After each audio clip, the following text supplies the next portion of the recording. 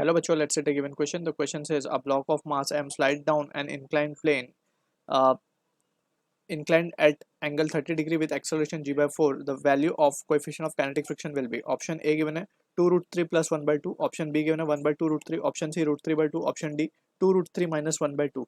So for this question, जो key concept यहाँ पे we can write is the concept of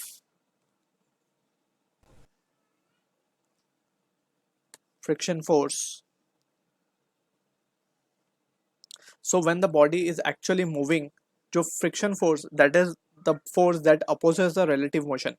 तो जो friction force लगता है, that is Fk, it is given by the expression mu k into n, right, where n is the normal reaction, mu k is the coefficient of kinetic friction, and Fk basically it is the friction force जो कि relative motion को oppose करने के लिए comes into picture, right. So यहाँ पे अगर हम देखें, हमें एक inclined plane given है इस तरीके से 30 डिग्री पे, इस पे एक ब्लॉक रखा हुआ है स्मॉल एम मास का, ठीक है. अब इसके ऊपर इट इज बीन गिवन कि ये एक्सेलरेट कर रहा है g by 4 से, स्लाइड डाउन बोला गया विद एक्सेलरेशन g by 4 से नीचे की तरफ आ रहा है. इसके ऊपर जो लगने वाले फोर्सेस हैं हम वो दिखा देते हैं. इसका वेट mg नीचे की तरफ होगा, तो इसके कंपोनेंट्स हम कर सकते हैं. It will be mg sin 30, mg sin 30 and it will be mg cos 30. Normal reaction from the surface, inclined surface on the block, ठीक है.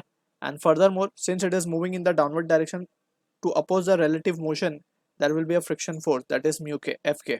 अब from the figure Fk को हम क्या लिख सकते हैं, Fk हमें जैसे हमने डिस्कस किया, it is mu k into n. n क्या है, normal reaction. Since there is no vertical motion perpendicular to the inclined, there is no vertical motion possible, so what we can write is n को हम mg cos 30 से balance कर सकते हैं, right. So it will be mu k mg cos 30. तो ये हो गया फ्रिक्शन फोर्स की वैल्यू. अब इसको अगर हम फर्दर रिजॉल्व कर लें तो we can write this block by Newton's second law, net force equals to mass time acceleration. तो इस पर नेट फोर्स जो लग रही है वो लग रही है mg sin 30 minus of mu के mg cos 30 and that will be equal to mass times acceleration mg by 4.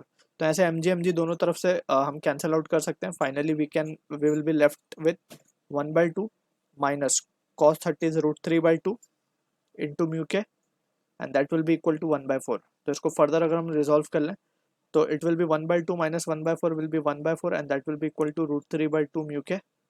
And यहाँ से हम देख सकते हैं ये भी कैंसिल आउट हो गए, तो हमारे पास जो mu k की वैल्यू आ रही है हम इसको देख सकते हैं. It is coming out to be 1/2 root 3. So this is the answer for the question we are getting, जो कि मैच हो रहा है ऑप्शन बी के साथ. So I hope you understood the solution. All the best.